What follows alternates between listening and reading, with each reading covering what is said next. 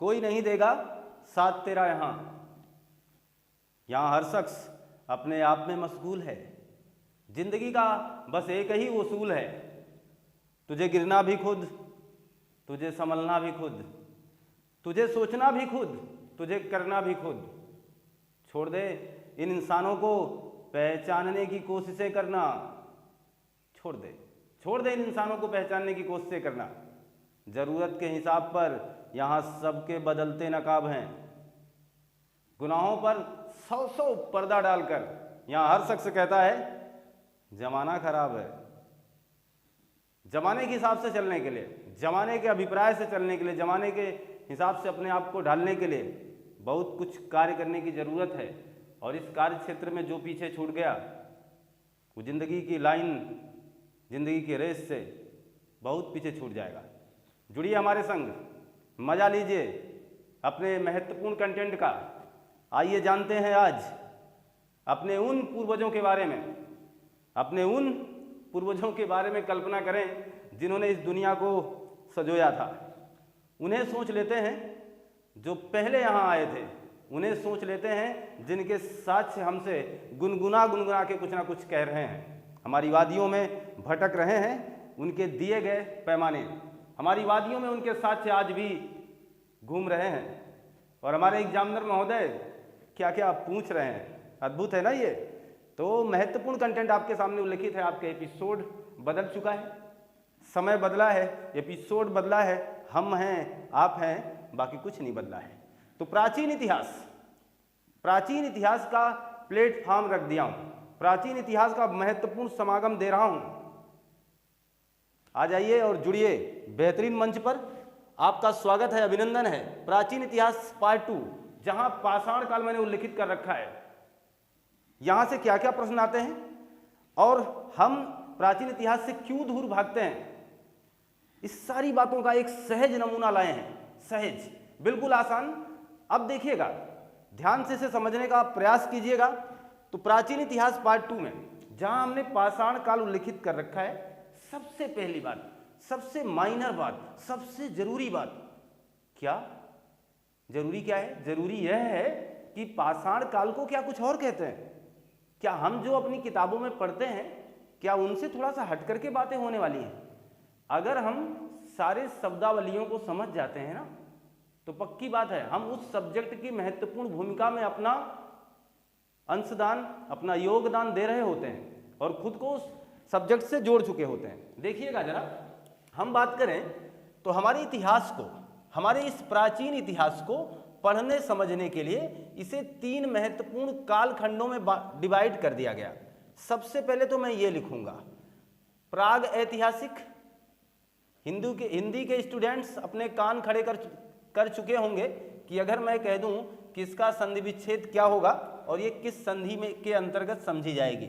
दूसरा होगा आध ऐतिहासिक यानी आग ऐतिहासिक, और तीसरा हमारा जिसे हिस्टोरिकल पीरियड माना जाता है, जिसे हम ऐतिहासिक काल कहते हैं। सारी लड़ाई तो हमारी यहाँ से है। अगर हम अपने आप को, अपने पूर्वजों को, अपने तत्कालीन पूर्वजों को शामिल करना चाहें तो हम इसी काल के अंतर्गत, इसी कालखंड के अंतर्गत हम उन सारी बातों को समझते हैं, पढ़ते हैं। हम अशोक को यहीं जानेंगे। देखना जरा, चीज़ों को समझ जाइए। सबसे पहली बात, अभी आपके इतिहास की अंगड़ाई है। अभी आपके इतिहास के सामने, आपके आंखों के सामने अभी स्क्रीन पर इतिहास ने कुछ कहा है और ये उसका बेस है। ये बेस जिन्होंने पकड़ लिया, ये बेस जिन्होंने जान लिया, फिर इतिहास उनके लिए बड़ा आनंददायक होगा। मेरे हिसाब से ये सबसे रुचिकर विषय होता ही है, क्योंकि यहाँ हम उन बातों को जानते हैं कि क्या हुआ था। आप किसी यादों में खो करके देखें, कितना मजा आता है। तो यादों में या याद रहने वाली चीज़ों में जो आपने कमाए हैं, जो आपने गंवाए हैं, जो आपने बनाए हैं, उन्हीं यादों को सोचें तो वो हो सकते हैं लाभदायक हों, वो हो सकते हैं हानिकारक हों, लेकिन आनंददायक जरूर होंगे। एहसास उनके मज़ेदारी होते हैं। देखिएगा, तो प्राग ऐतिहासिक, हम उसी इतिहास की बात कर रहे हैं। इतिहास हानिकारक हो सकता है, लाभकारी हो सकता है, आपकी दृष्टिकोण से आपके दिल को चोट पहुंचा सकता है, परंतु ये हमेशा आनंददायक होगा। कोई भी अतीत का दिन हमेशा आपको अच्छा ही लगेगा।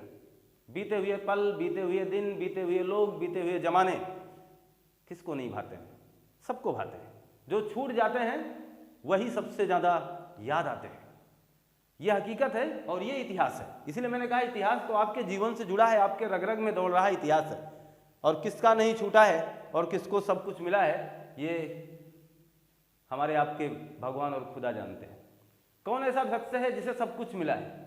कोई नहीं कह सकता कि मुझे सब कुछ मिला है। कौन सा ऐसा शख्स है जिसकी इच्छाएं पूरी हैं? कोई नहीं। तो ध्यान दें, तो प्राग ऐतिहासिक, आधि ऐतिहासिक, ऐतिहासिक जो 3 कालखंड महत्वपूर्ण विभाजन की प्रक्रिया के दृष्टिकोण से इस इतिहास को समझने के लिए ये बनाए गए। इसमें कुछ महत्वपूर्ण जरूरी बातों को जानें। प्राग ऐतिहासिक, जिसके लिए अभी हमने कहा हिंदी के स्टूडेंट्स बताएं भाई कौन सा संधि विच्छेद होगा, तो मैं बताना चाहूँगा इसमें व्यंजन संधि है, क्योंकि प्राग का बन जाएगा प्राग हो जाएगा। हमारे यूट्यूब चैनल पर हिंदी की क्लासें प्लेलिस्ट में प्रोवाइड कराई जा चुकी हैं, वहाँ पर ऐतिहासिक में जा करके आप एक प्रत्यय को देख सकते हैं और इस ऐतिहासिक में इतिहास कैसे मूल शब्द है ऐसी महत्वपूर्ण जानकारी को भी हासिल कर सकते हैं। हमारे साथ जुड़ करके आप अपने तैयारी को बहुत ही बेहतर कर पाएंगे। हमारा यूट्यूब चैनल हमारे ही द्वारा आपको बहुत कुछ प्रोवाइड कराने वाला है, केवल आप हमसे जुड़े रहें, हमारी चीज़ों को समझें, बताई गई चीज़ों को अवलोकन करें, हम काम करें और आप ध्यान करें। तो प्राग ऐतिहासिक में ये बात होगी कि यहाँ हर चीज़ें इतिहास में, देखिए आप क्या मानोगे, हमने अभी इसके ठीक पहले जहाँ एपिसोड 1 की बात करें हम, तो उसमें हमने इतिहास का परिचय दिया है। इतिहास ऐसे कोई थोड़ा मान लेता है। इतिहास तब मानोगे जब उस पर कोई साक्ष्य होगा, उस पर कोई प्रूफ होना चाहिए ना, नहीं तो आप मानोगे कैसे? क्या आप ऐसे ही मान लोगे सर हाँ पहले आदमी थे? नहीं मानोगे ना। कार्बन डेटिंग विधि द्वारा जब किसी वस्तु की खोज हो चुकी होगी, उसकी जांच की जाएगी, उसकी परख की जाएगी, तो बताया जाता है कि इतना साल पुराना है। तब हमें जाकर के यकीन होता है कि अच्छा ये साक्ष्य था, इतने साल पुराना है, इसका मतलब है कि यहाँ पर जीवन रहा होगा इतने वर्षों पहले, है ना। अद्भुत है। इसलिए साक्ष्य की जरूरत है। साक्ष्य नहीं होगा तो कुछ नहीं होगा। साक्ष्यों पर आधारित ये पूरा मामला है। देखिएगा, तो यहाँ जो साक्ष्य मिले, यहाँ जो साक्ष्य मिले, यानी प्राग ऐतिहासिक काल में जो साक्ष्य मिले, ये वाकई में कभी भी, यानी ये लिखित नहीं थे। आप ध्यान देना, अंतर बता रहा हूं, लिखित साक्ष्य नहीं है यहां पर। आपके मन मस्तिष्क में अब होना चाहिए सर कैसे समझ में आएगा पूरा हमारा इतिहास। तो आप ध्यान दें, हम आपको इस तरीके से ले चलने वाले हैं कि इतिहास आपको जरूर समझ में आएगा। ध्यान दीजिए, हमने अभी आपसे कहा कि लिखित साक्ष्य नहीं है बाबा, नहीं है, कोई बात नहीं, छोड़ो। फिर है क्या? फिर कैसे साक्ष्य हैं? यहाँ पे साक्ष्य हैं, यहाँ पर साक्ष्य हैं, यहाँ पर औजार हैं, यहाँ पर साक्ष्य हैं, यहाँ पत्थरों के औजार हैं, यहाँ पर साक्ष्य हैं, यहाँ देवी देवताओं की मूर्तियां हैं, यहाँ पर साक्ष्य हैं कि लोगों ने खेती की है, यहाँ पर साक्ष्य हैं, तमाम ऐसे साक्ष्य हैं कि आपको मजबूर कर देगा ये मानने के लिए। आपको सिंधु घाटी की सभ्यता मिलेगी जो नगरीय थी, अद्भुत है। इसलिए अभी सिस्टमैटिक ढंग से पढ़ें, सारी बातों का क्रमबद्ध तरीका आएगा, बिल्कुल इतिहास एकदम क्रम तरीके से चलेगा, क्रमबद्ध तरीके से। तो लिखित साक्ष्य नहीं है, यहां देखिए लिखित साक्ष्य है, लिखित साक्ष्य है परंतु पढ़ा ही नहीं जा सका। लिखित साक्ष्य है, पढ़ा नहीं जा सका। ये कौन सा साक्ष्य हुआ भाई? पढ़ा नहीं जा सका। तो ऐसा नहीं कि हम हार गए, ऐसा नहीं है कि हम हार गए, ऐसा नहीं कि हमारे वैज्ञानिक हार गए, ऐसा नहीं हमारे खगोल शास्त्री हार गए, ऐसा नहीं हमारे पुरातत्वविद हार गए, कोई हारा नहीं है। सच ये बताओ, क्या हर व्यक्ति की लिखावट पढ़ सकते हो? क्या आप भी डॉक्टरी भाषा जो मेडिकल वाले इस्तेमाल करते हैं, जो देख करके समझते हैं, क्या कभी आपने उसको परखने का काम किया है? समस्या होती कि नहीं होती? हो सकता है कुछ स्टूडेंट्स ये कहें कि नहीं सर मैं तो पढ़ लेता हूँ, एकदम तेजी से पढ़ लेता हूँ, ठीक है कोई बात नहीं, लेकिन मेरे समझ में तो स्पेलिंग कभी नहीं आई। तो इसका तात्पर्य ये रहा कि हमें कुछ भाषाएं जब ऊटपटांग लिखी होंगी, ऊटपटांग का मतलब उनके दृष्टिकोण से तो सही रहा होगा, लेकिन हमारे दृष्टिकोण से तो क्या हम मलयालम थोड़ा पढ़ पाएंगे, शायद हम उर्दू भी नहीं पढ़ पाएंगे, हो सकता है इसमें से कुछ लोग पढ़ रहे हों। तो इसका ये मतलब है कि हमें किस भाषा के बारे में ज्ञान था। ये लोग लिखित साक्ष्य देने वाले थे, इन्होंने लिखा कुछ, दीवालों पर इन्होंने तमाम प्रकार की रचनाएं की, इन्होंने पत्थरों को कुरेदा, पत्थरों पे लिखा, पत्थरों की नसों को दबाया, वहां पर लिख लिख करके गाना गाया। यहां हमारे समझ में ही नहीं आया। और हम इसे जान ही नहीं पाए कि क्या पढ़ा रहे हैं आप और क्या लिखा है आपने। तो इसलिए यहाँ पर हमारे इतिहासकारों ने इन्हें एक काम क्या किया कि देखो, जहाँ पर लिखित साक्ष्य नहीं है उन्हें बिल्कुल अलग कर दो, उन्हें प्राग ऐतिहासिक कर लो, और जहाँ लिखित साक्ष्य मिल रहे हैं परंतु हम ना समझ हैं, नहीं समझ रहे हैं, जहाँ लिखित साक्ष्य मिल रहे हैं हम ना समझ हैं, नहीं समझ रहे हैं, उन्हें एक अलग कालखंड के नाम से जानो, जिसे कह दो आधे ऐतिहासिक काल। कोई दिक्कत नहीं होनी चाहिए। ऐतिहासिक में आइएगा, ये हमारा है, ये हमारा है। यहाँ सबसे ज़्यादा महत्वपूर्ण बातें होंगी, देखना। लिखित साक्ष्य है, यहाँ भी है, लिखित साक्ष्य है और पढ़ा भी गया और पढ़ा भी जा सकता है और पढ़ा भी गया। ध्यान देना, ये चीज, ये इतिहास है। अशोक, जो कि आपको पता है, सम्राट अशोक, महान अशोक, जो मौर्य वंश से संबंधित व्यक्तित्व के धनी आपको पता है, जिन्हें कलिंग का युद्ध, जिन्होंने पूरी मानवता के लिए अपनी तमाम प्रकार की चीज़ों का त्याग कर दिया, ठीक उन्हीं अशोक की मैं बात कर रहा हूँ। अगर उनके कालखंड को जानना है तो उन्होंने जो कुछ भी लिखाया शिलालेखों पर, वो इसी ऐतिहासिक कालखंड के अंतर्गत आएगा, क्योंकि उसे पढ़ लिया गया। जेम्स प्रिंसिप उसे पढ़ने से चूके नहीं, पढ़ ले गए हैं। पढ़ करके हमें बताया गया तो हम जान पाए कि अच्छा ये चीज़ लिखी गई है। तो ऐतिहासिक काल के अंतर्गत वो चीज़ें आएंगी जो लिखी गई हैं और पढ़ी भी जा सकी हैं। कोई डाउट नहीं, कोई डाउट नहीं होना चाहिए आपको। अब देखिएगा, तो मैं प्रागैतिहासिक, आधे ऐतिहासिक, ऐतिहासिक, ऐसे 3 महान बेहतरीन कालखंडों में हमारे इतिहास का विभाजन हो चुका है। अब हम एक एक कालखंड के बारे में अपनी अपनी रूपरेखा बनाएंगे तथा उनसे संबंधित महत्वपूर्ण प्रश्नों को आप तक पहुंचाएंगे। देखिएगा, तो प्राग ऐतिहासिक काल को एक अलग नाम से भी जानेंगे, इसे हम पाषाण काल कहेंगे। देखना जरा, आप इसमें कोई डाउट नहीं है। मेरे कहने का तात्पर्य हुआ, ये याद करना बहुत आसान है। लिखित साक्ष्य जब नहीं है तो इसका मतलब अत्थर पत्थर होंगे। अरे बाबा, जब उस समय कोई ऐसी बातें नहीं है, कोई लिखा ही चीज नहीं मिला हमें, तो इसका मतलब ये हुआ कुछ ऐसे टुकड़े होंगे जिनको देख करके आप काम कर रहे होगे। तो पाषाण काल यानी यहाँ पर पत्थरों का, स्टोन पीरियड, पाषाण काल की बात होगी। और इसी पाषाण काल को, यानी जिसे हम प्राग ऐतिहासिक काल कह रहे हैं, इस पूरे कालखंड को हम पाषाण काल कह सकते हैं, नो डाउट। यानी इस बात को बाबत हटा करके इस बात को हम यहाँ रख सकते हैं, कोई डाउट। इतिहास को समझिए, इससे अपने लगाव को बढ़ाइए। पाषाण काल यानी प्राग ऐतिहासिक काल। कोई दिक्कत है किसी को? नहीं होनी चाहिए ना, फिर नहीं है, फिर तो आगे बढ़ें। पाषाण काल देखिएगा, पाषाण काल को भी 3 महत्वपूर्ण कालखंडों में विभाजित कर दिया गया है, जिसकी क्रमबद्ध सीरीज, जिसका क्रमबद्ध विवरण आपके इसी यूट्यूब चैनल से आपके लिए प्रोवाइड कराने के लिए तैयार हैं हम। देखिएगा, पाषाण काल का भी 3 प्रमुख विभाजन हुआ है। 3 प्रमुख विभाजन कौन कौन सा हुआ है?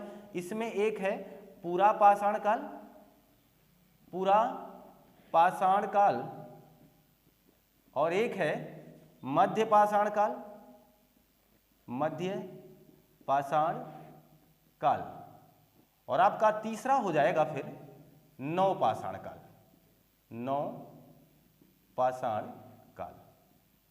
शायद अब आप इस रूपरेखा को समझ गए।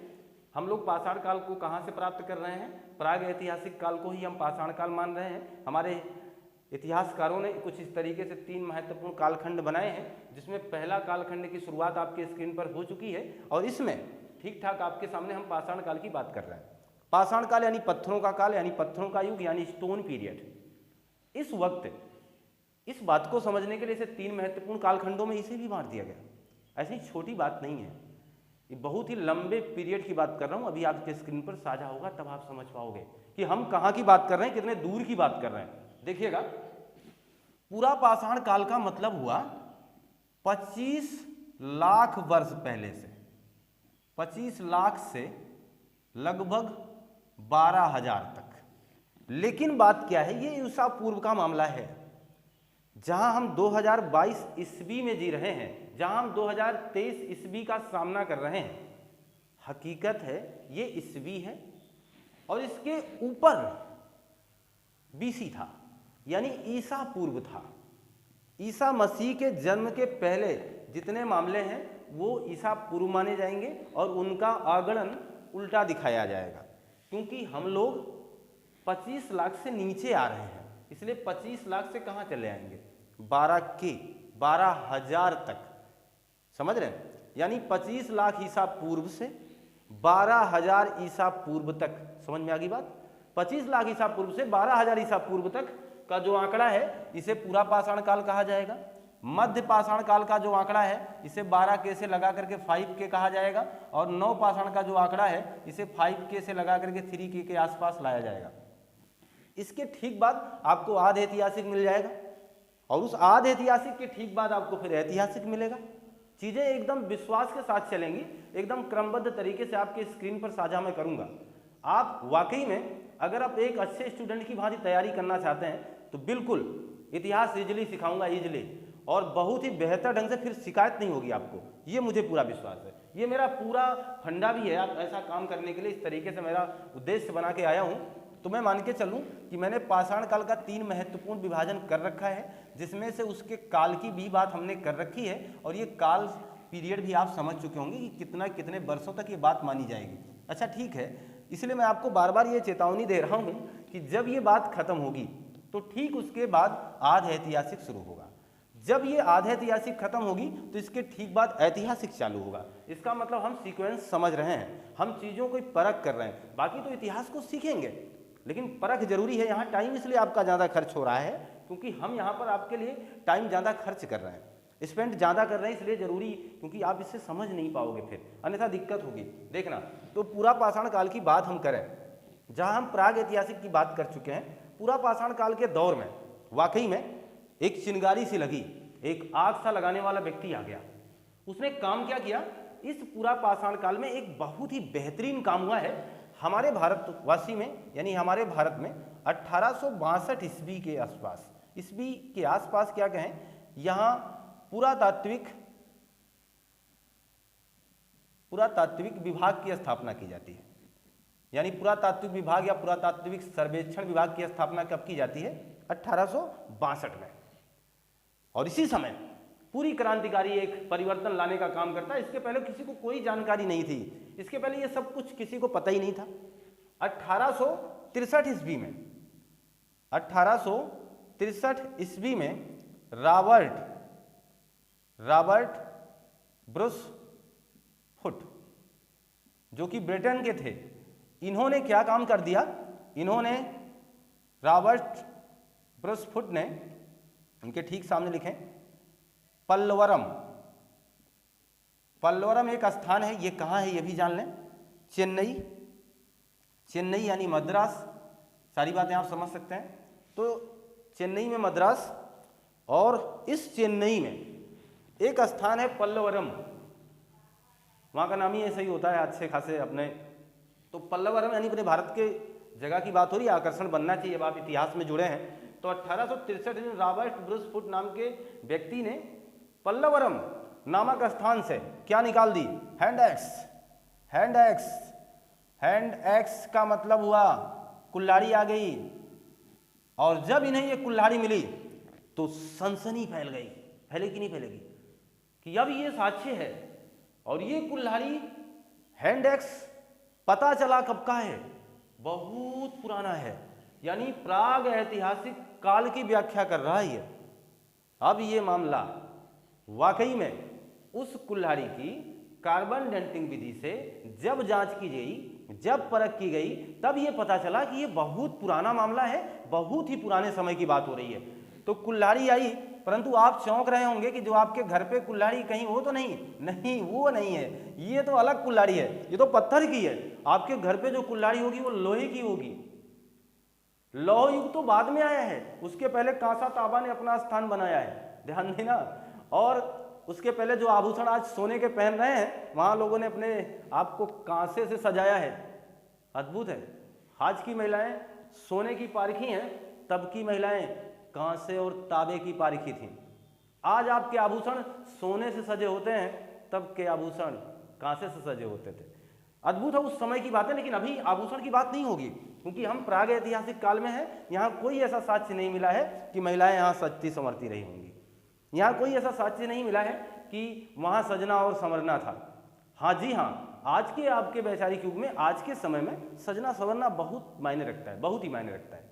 लेकिन तब ऐसा नहीं था और अब ऐसा नहीं होगा। इन्होंने ये देखा और इस आधार पर तब ये मजेदार बात आई सामने कि जब इन्होंने ये खोज कर दी, एक सनसनी सी फैल गई, एक सनसनी सी फैल गई कि वाकई में इस युग के लोग इस बात का प्रयोग करते थे। ये पत्थर का औजार था कुछ इस तरीके से, यानी पत्थरों से बनाया गया था जो कुल्हाड़ी जैसा लगा इन्हें, और उन्होंने इसे हैंड एक्स कहा और उन्होंने कहा कि ये हाथ से पकड़ करके मार करते थे या इससे किसी भी वस्तु का शिकार करते थे।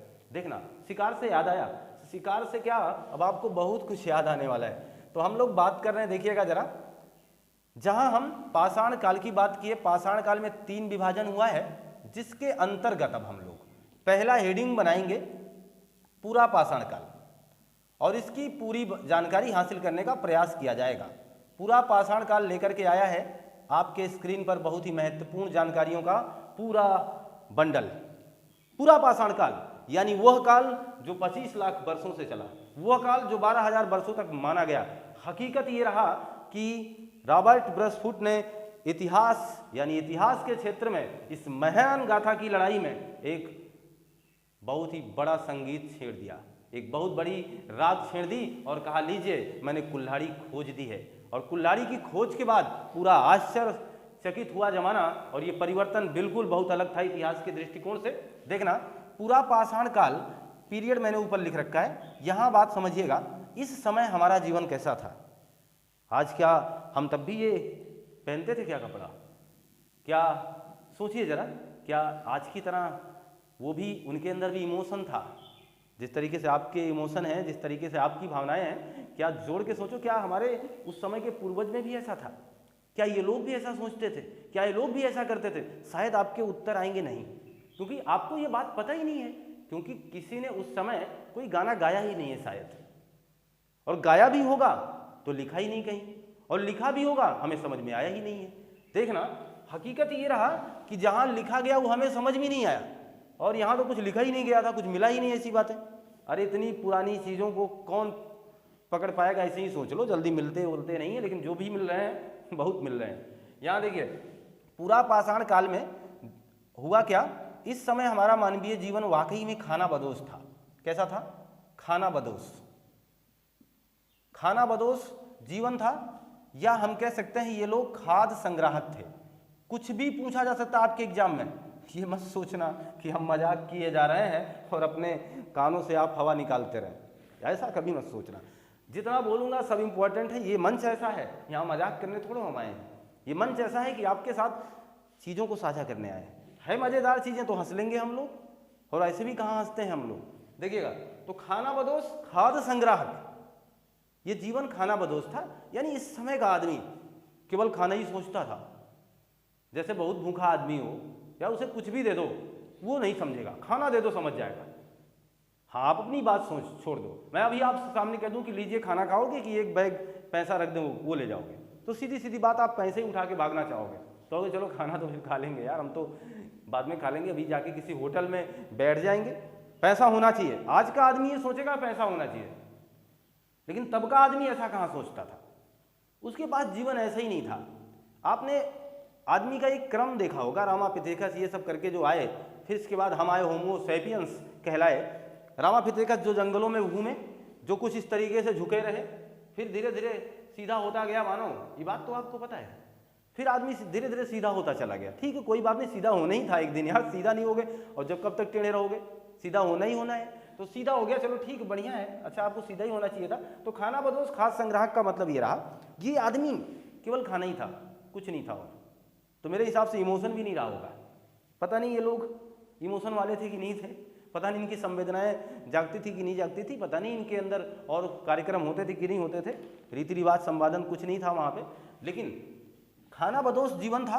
केवल खाना, केवल खाना, यहाँ तक कि इतना खाना कि हद हो जाए। हद क्या, ये अपने पूर्वज को ही खा जाते थे।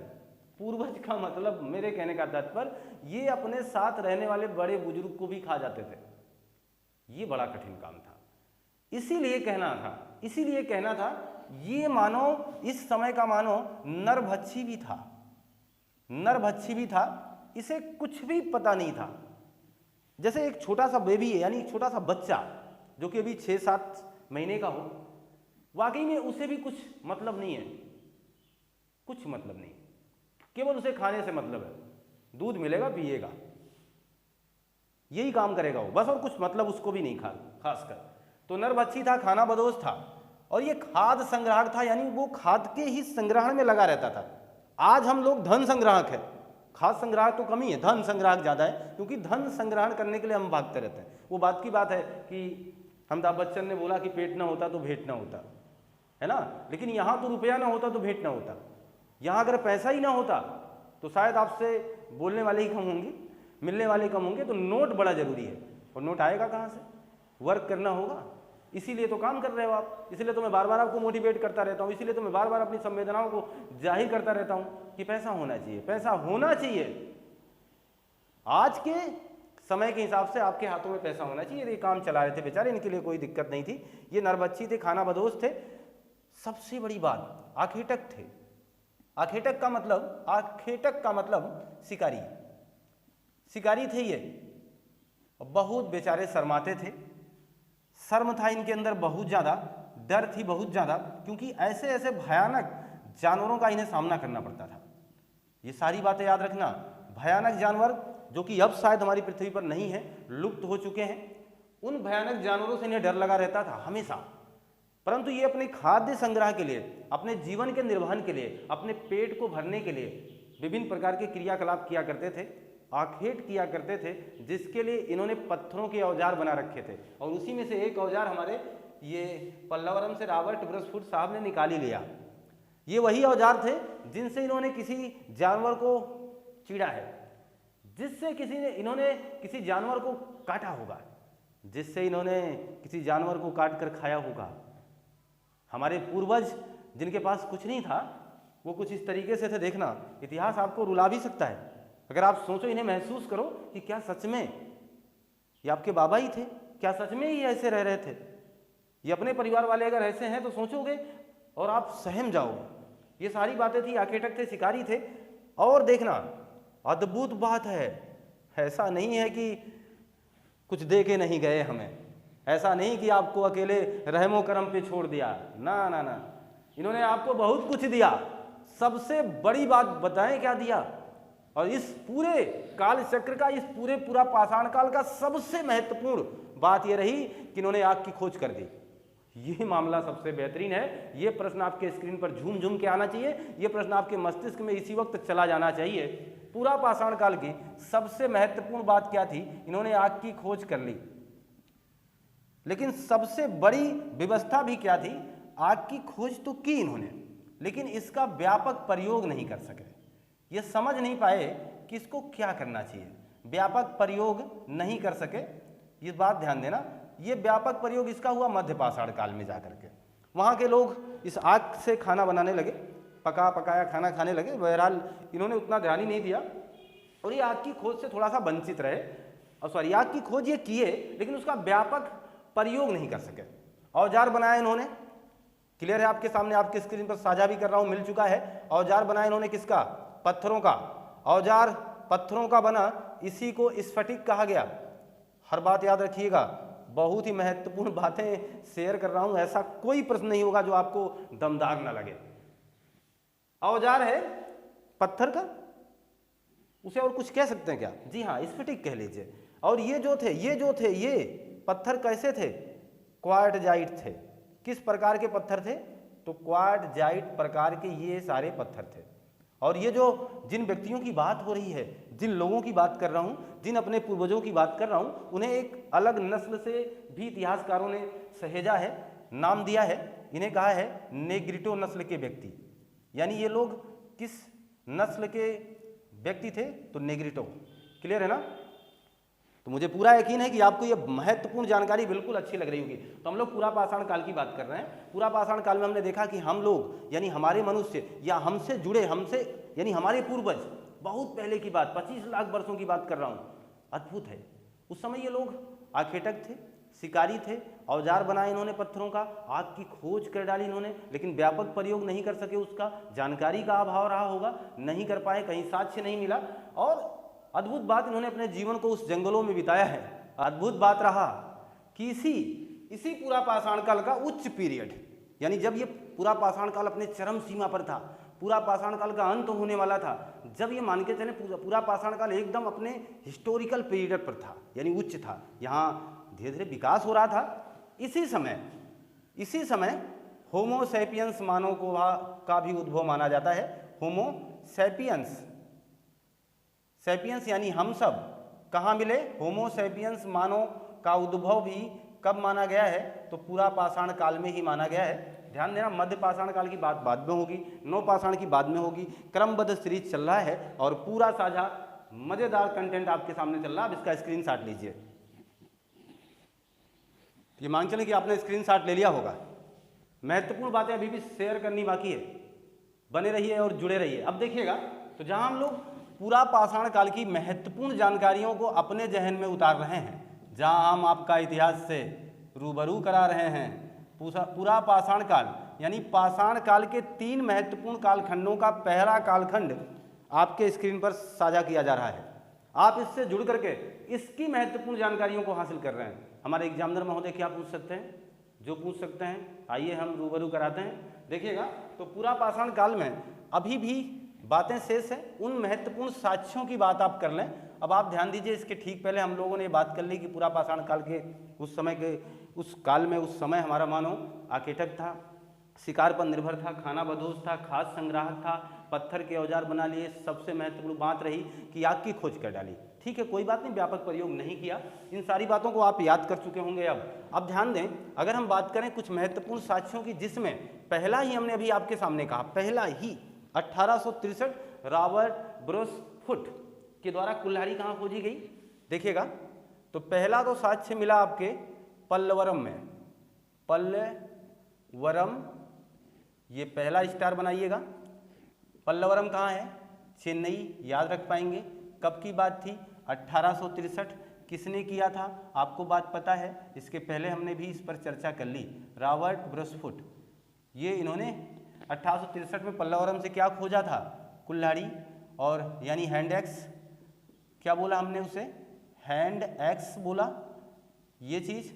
और ये पत्थर का औजार था, कुछ इस तरीके का रहा, और ये उन्हें लगा कि ये हाथों से पकड़ा गया, हैंड एक्स इसका नामकरण किया गया, कुल्हाड़ी बोली गई। तो ये पहला साक्ष्य, चलो पूरा पाषाण काल से संबंधित ये है साक्ष्य। दूसरा देखिएगा, महत्वपूर्ण बातें उन साक्ष्यों की कर रहा हूं जहां से एग्जामिनर आपसे प्रश्न पूछ सकता है। अब हम बात करेंगे, जैसे एक है सोहना नदी। सोहना नदी घाटी पंजाब में है ये। सोहना नदी घाटी का, अच्छा घाटी की बात क्यों हो रही है इसको भी समझ लें। घाटी इसलिए कहा जा रहा है क्योंकि जो सभ्यताएं रही होंगी, जहाँ जीवन रहा होगा, जहाँ जल रहा होगा, वहीं रहा होगा।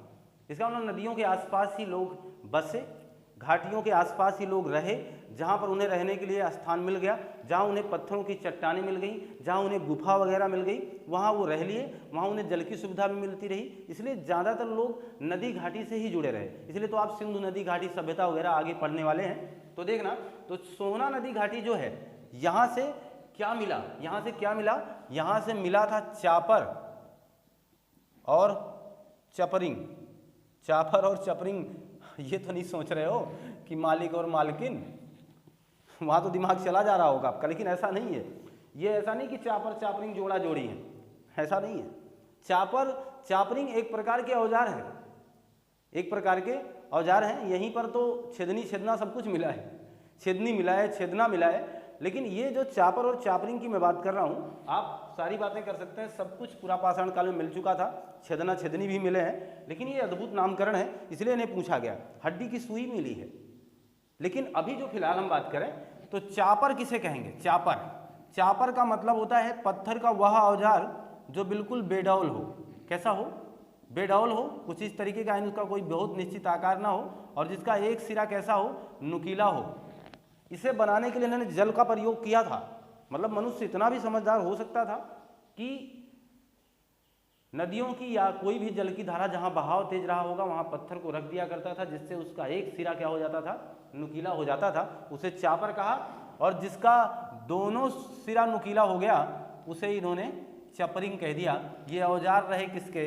बेडौल रहे, और औजार हैं किसके? ये पत्थर के। ऊपर भी किसका औजार था? पत्थर का ही था। इसीलिए तो पाषाण काल की बात में पत्थरों की ही बात चल रही है। क्लियर है कट? क्लियर जानकारी साझा की जा रही है। ध्यान दें, आगे हम बात करेंगे आपके नर्मदा नदी से। नर्मदा नदी पढ़ोगे आप बहुत ही बेहतरीन तरीके से, आगे अपने जियोग्राफी में भी पाएंगे इन्हें, इतिहास में भी पाएंगे। तो नर्मदा नदी, जिसे भारत की कुंवारी नदी कहा जाता है, नर्मदा नदी घाटी, यहाँ पर एक स्थान है जिसका नाम है हथनौरा। हथनौरा जो कि एमपी में पड़ेगा, मध्य प्रदेश में पड़ेगा। हथनौरा, यहाँ पर क्या मिला? बहुत ही अजीब बात है ये, ध्यान देना। तो नर्मदा नदी घाटी का एक स्थान जिसका नाम क्या है? हथनौरा। और इस हथनौरा कहाँ है? आप कहिए सर मध्य प्रदेश में है। और यहाँ से क्या मिला है? खोपड़ी, कंकाल मिला है, इतना पुराना, देखना ये खोपड़ी मिल गई वहाँ पे। मध्य प्रदेश का हथनौरा इस बात का गवाह बना। मध्य प्रदेश का हथनौरा इस बात की जानकारी देने के लिए आगे आया कि लीजिए मेरे जहन में, मेरे हृदय तल में एक खोपड़ी गाड़ी गई है, निकाल लीजिए। जब ये खोपड़ी निकाली गई तो इतिहास में भूचाल आएगा ही, और ये देखा गया कि ये खोपड़ी बहुत ही पुरानी है। ये हमारे भारत का इतिहास चल रहा है, ये आपके अपने भारत से जुड़े हुए प्राचीन इतिहास की महत्वपूर्ण जानकारी आप तक साझा की जा रही है। तो खोपड़ी के साक्ष्य कहाँ से मिले? हथनौरा से। अगर वो हथनौरा ना दे करके वैकल्पिक व्यवस्था नदियों से बनाएगा तो नर्मदा नदी घाटी से। हथनौरा कहाँ पड़ता है? मध्य प्रदेश में। यहाँ से कौन सा साक्ष्य मिला है? खोपड़ी का। ठीक, भीमबेटका यहीं का है, देखना। इसी मध्य प्रदेश का एक और स्थान अपने साथ समाहित करिए जिसका नाम है भीमबेटका। भीमबेटका से क्या मिला? भीमबेटका से मिला है चित्रकला, यानी भीमबेटका की जो गुफाएं हैं, ध्यान दीजिएगा, गुफा की बात कर रहा हूं, यहां से चित्रकला के साक्ष्य मिले। अच्छा, भीमबेटका कहाँ है? तो इसका भी नाम इसीलिए यहीं उल्लिखित किया क्योंकि यह भी मध्य प्रदेश में ही पड़ेगा। भीमबेटका गुफा से चित्रकला के साक्ष्य मिले, जिससे पता चला कि इस समय का मानव चित्रकारी करता था। इसने दीवालों पर यानी पत्थरों पर अलग अलग प्रकार की आकृतियां बना दी, तीर कमान बना दिया। तो ध्यान देना, कभी एग्जामिनर जब पूछेगा कि तीर कमान का खोज हुआ था कि, कहना हाँ, तीर कमान खोजे जा चुके थे पाषाण काल में। तो तीर कमान का चित्र मिलेगा। चित्रकला किसकी है? तीर कमान की, यानी इस तरीके से तीर चलाता हुआ दिखाया गया है, ऐसे वो तीर चल रही हैं। और फिर इसके बाद यहाँ पर एक बहुत ही प्यारा सा जानवर, ये मैं बना नहीं पाऊंगा, बहरहाल बन गया, जो भी समझे, ये हिरन है। और सबसे ज़्यादा चित्र किसके मिले हैं? तो हिरन के। ध्यान दीजिएगा, ये सारी बातें अपने जहन में उतारने का प्रयास करिए। तीर कमान मिला, और सर्वाधिक चित्र किसका मिला? सर्वाधिक चित्र हिरन का प्राप्त किया गया या हिरन का मिला हुआ है। तो भीमबेटका प्रसिद्ध रहा, और भीमबेटका आज भी जाना गया। इतिहास के महत्वपूर्ण लम्हों को आपसे जोड़ रहा हूँ, अपने आप को बनाए रखें। पूरा पाषाण के महत्वपूर्ण साक्ष्यों की सिलसिला चल रहा है। पल्लवरम से आपको कुल्हाड़ी मिल चुकी है, सोहना नदी घाटी से चापर और चपरिंग मिल चुके हैं, नर्मदा नदी घाटी से हथनौरा से खोपड़ी निकाली गई, और भीमबेटका गवाह बना चित्रकला के लिए। सबसे यहाँ चित्र किसके कुरेदे गए, किसके बनाए गए पत्थरों पर? तो कहिए सर, किसके? हिरन के। भीमबेटका गुफाओं के लिए जाना जाता है, और भीमबेटका को अब किसमें? पुरातात्विक साक्ष्य के लिए, सर्वेक्षण के लिए, है ना, इसे सहेजा गया। ये एक आपके लिए पर्यटन स्थल है, आप यहाँ जाके घूम सकते हैं, देख सकते हैं, सारी बातों की जानकारी हासिल कर सकते हैं। जो यहाँ छूट जाए वहाँ से मजा ले सकते हैं। ये हमारे इतिहास का बहुत ही महत्वपूर्ण स्थान गवाह बना। क्लियर है ना बात यहाँ तक? आगे देखिएगा, भीमबेटका के बाद एक नदी आप याद करिएगा, बेलन नदी। बेलन नदी घाटी, आप यूपी के निवासी हैं तो अब आप आ जाइए यहाँ पर। बेलन नदी घाटी, वही प्रयागराज, वही मिर्जापुर। बेलन नदी घाटी, यहाँ से एक नाम आप याद करेंगे, प्रयागराज।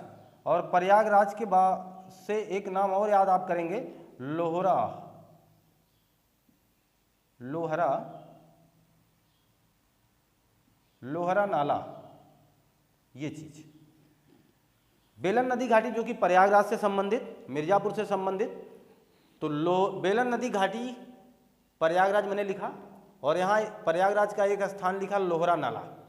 इसी लोहरा नाला से, इसी लोहरा नाला से क्या निकाली गई? लीजिए, अद्भुत प्रश्न आ गया आपकी स्क्रीन पर। मातृ देवी की मूर्ति निकाली गई। क्या निकाली गई? मातृ देवी की मूर्ति, ये जो मूर्ति है आपको यह बताने के लिए काफी है कि पुरा पाषाण के लोग पूजा पाठ करते थे। पुरा पाषाण के लोग किसकी पूजा करते थे और किसी भी देवी देवता का साक्ष्य नहीं मिला है। वो आज की बातें हैं, वो सैद्धांतिक नहीं हो सकते थे, वो सिद्धांतों पर उन्होंने काम नहीं किया होगा। उनका काम था पेट भरना, और समय मिला होगा तो उन्होंने अपनी मातृ देवी की आराधना की होगी, क्योंकि लोग मरते रहे होंगे। विचार तब पनपते हैं जब लोग छूट जाते हैं, यादें तब आती हैं जब वो बहुत दूर चले जाते हैं। हकीकत देखना, जब तक आप इस धरती पर हो तब तक आप कभी कुछ सोचते नहीं हो। जब आपसे कोई दूर चला जाता है, जब आप उस शमशान घाट पर उसकी अंतिम यात्रा, अंतिम विदाई में शामिल होते हैं, तो आपसे बड़ा कोई ज्ञानी नहीं होता है। आप वहाँ बैठेंगे तो आप यही सोचेंगे और दूसरे को समझाएंगे, अरे भैया जिंदगी क्या है। अरे यार पहले समझ जाओ ना, आप कह रहे हो जिंदगी क्या है। वहाँ पहुँचने के बाद ऐसी सी बातों को जाहिर करेंगे जैसे सबसे बड़ा प्रयोगशाला इन्हीं खोल रखा है और सबसे बड़े ज्ञानवान यही है। हर व्यक्ति को ज्ञान वहाँ आता है क्यों, और फिर वहीं से घूम के जैसे ही घूमता है तुरंत वो ज्ञान चला जाता है क्यों? क्योंकि ये सब माया है, और इसी माया के चक्र में ईश्वर ने सबको उलझा रखा है। आप पढ़ेंगे कोई पढ़ाएगा, आप लिखेंगे कोई लिखाएगा, इसके बाद होगा क्या? आप सर्विस करेंगे, फिर एक दिन पलायन कर जाएंगे, और फिर आपके पीछे बहुत बड़ा इतिहास छूट जाएगा। फिर उसे आपके आने वाली पीढ़ियां जानेंगी। आपके द्वारा बनाई हुई चीजें इतिहास में नहीं गिन जा सकी हैं, क्योंकि बहुत ज्यादा। अब आप सोचो, मैंने आपसे कहा था इतिहास में वही पढ़ा जाता है, वही समझा जाता है जो पूरे मानव जीवन के चक्र को बदल देगा, जो या तो इस पृथ्वी, इस धरातल पर, इस वसुंधरा पर बहुत ही परिवर्तन ला देगा, उसे इतिहास में पढ़ा जाएगा। ये सारी बातें अद्भुत लगी यार। इतने पुराने समय में कोई हिरण का चित्र बनाए और आप यहाँ खुद को जानकार समझ बैठे हो। हम सोच रहे हैं यार वो तो नंगे आदमी रहते थे। नंगे का मतलब ये देहाती भाषा में कहते तो उघारे घूमत रहे, यानी कुछ पहनते ही नहीं थे। इनका काम ही था बस ऐसे ही घूमना। सोचो जरा, कल्पना करो, इनका जीवन रहा नंगा, इनकी सोच भी रही होगी नंगी, इनका काम रहा खाना। ये खाना का है, इनको चित्रकारी कहाँ से आ गई, और आ गई, और अगर वो मिल गया तो लोगों ने कहा ये अद्भुत है, ये अद्भुत है, जिसको हम सोच ही नहीं रहे थे वो भी है यहाँ। इसीलिए इसे शामिल किया गया इतिहास में। स्कल मिली यानी खोपड़ी मिली बहुत पुरानी, इसलिए उसे शामिल किया इतिहास में। आप भी ऐसी कोई चीज खोज लो, इतिहास में शामिल हो जाओगे, रॉबर्ट ब्रूसफुट की तरह। आपका भी नाम जाना जाएगा, जेम्स प्रिंसिप की तरह। कुछ ऐसी बातें पढ़ लो जो कोई नहीं पढ़ा है ना। आधे इतिहास की चीजों को पढ़ने चले जाओ, वहीं से कुछ ऐसी चीजें पढ़ करके निकालो तो बन जाओगे आप भी इतिहासकार। आपके भी नाम सुनहरे अक्षरों में लिखे जाएंगे और फिर आगे पढ़े जाएंगे। जानकारी के लिए सब कुछ साझा किया जाएगा। क्लियर है बात ना? तो मजा आ रहा होगा इस कंटेंट को देख करके। हमारे पूरा पाषाण काल के लोग भी उपासक निकले हमारी तरह। और हम तो कहना ही भूल गए कि अभी आप हाल फिलहाल शिवरात्रि की पूजा करके आए हैं। आप पर भगवान शिव की कृपा बनी रहे, आप हमेशा हंसते मुस्कुराते और खुशहाल रहें। तो जहाँ हम मातृ देवी की पूजा कर रहे हैं, जहाँ हम पूजा कर रहे हैं विभिन्न प्रकार की देवियों का, विभिन्न प्रकार के देवताओं का, हम तो बचपन से पूजा कर रहे हैं। हम तो ऐसे कल्चर में जुड़े और हमें सब कुछ पता है। हमारा किसी दिन ये सभ्यता बन जाए, किसी दिन बहुत ही भयानक परिवर्तन हो जाए, पूरी जलवायु बदल जाए, हमारा समापन हो जाए, फिर से नए लोग का उद्भव हो, तो ये इतिहास गिने जाएंगे।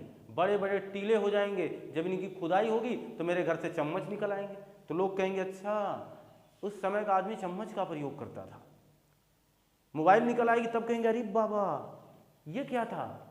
और कहीं किसी अच्छी कंपनी की मोबाइल रही और चल गई ना, और उसमें गाने आ गए फिर अच्छे अच्छे, तो फिर तो सुन करके मस्त हो जाएगा, कहेगा अरे क्या क्या था इस जीवन में, है ना। क्योंकि आज का जो जीवन बिल्कुल आगे है। अब ये बेचारे पता नहीं ऐसी चीज़ों से दूर रहे कि कोई गाना गाए हैं। मैंने आपसे पहले ही कहा पता नहीं कौन सा गाना है वो गाए हैं कि नहीं गाए हैं, कुछ जानकारी है नहीं इनके बारे में। तो मातृ देवी की मूर्ति मिल गई, इससे सिद्ध होता है कि पूरा पाषाण के लोग मातृ देवी की पूजा करते थे। ध्यान रखिएगा।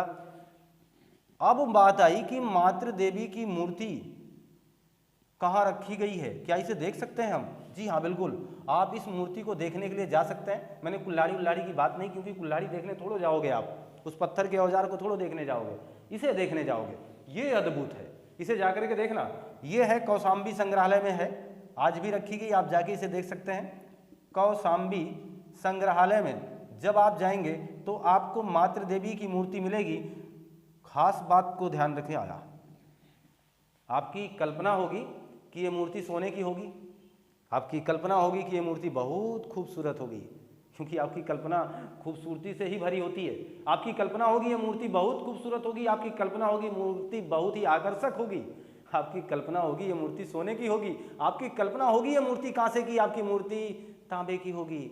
ना ना ना ना ना, ऐसा नहीं है। अगर आप हॉरर मूवियों के शौकीन रहे हैं, अगर आप हॉरर मूवियों के दीवाने रहे हैं, तो आइए वही मूर्ति है हॉरर मूवी के दीवानगी वालों के लिए अद्भुत पेशकश है। ये मूर्ति बनी है किसकी?